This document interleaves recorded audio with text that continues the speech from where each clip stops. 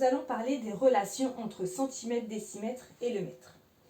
Le centimètre, le décimètre et le mètre sont des unités de mesure. Elles nous permettent de mesurer la taille, la distance, la grandeur des objets.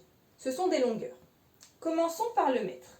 Le mètre, nous l'utilisons pour des objets de grande taille, comme par exemple une maison. Une maison fait environ 5 mètres. Ou alors une voiture. Une voiture fait environ 3 mètres.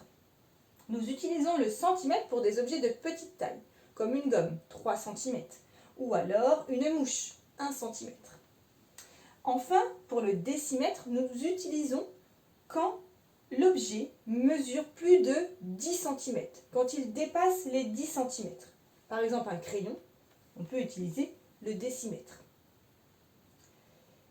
Quand nous devons comparer la longueur de plusieurs objets, c'est difficile de le faire quand ils sont avec des unités de longueur différentes.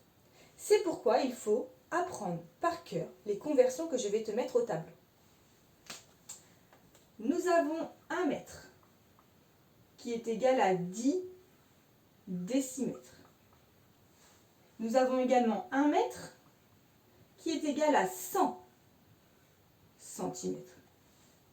Puis nous avons 10 centimètres qui est égal à 1 décimètre. Grâce à ces conversions que tu vas apprendre par cœur, tu pourras ensuite comparer des objets. Prenons l'exemple de 60 cm, un objet qui fait 60 cm, et un objet qui fait 7 décimètres. Nous devons essayer de trouver quel est le plus grand et quel est le plus petit. Nous voyons que le premier objet est en centimètres et le deuxième objet est en décimètres. Il faut donc, dans un premier temps, essayer de mettre les deux objets dans la même unité de mesure. On va regarder notre tableau de conversion, il va nous aider. On va essayer de trouver quelque chose avec des centimètres et des décimètres. Ici, je vois centimètres et décimètres. Et je vois ici que 10 centimètres, c'est égal à 1 décimètre. 10 cm est égal à 1 décimètre. Je vais donc, ici, changer mon 60 cm, convertir mon 60 cm en décimètres. Puisque 10 cm est égal à 1 décimètre. Si j'ai 60 cm, je vais donc avoir 6 décimètres. Si j'enlève le 0, comme je l'ai fait ici.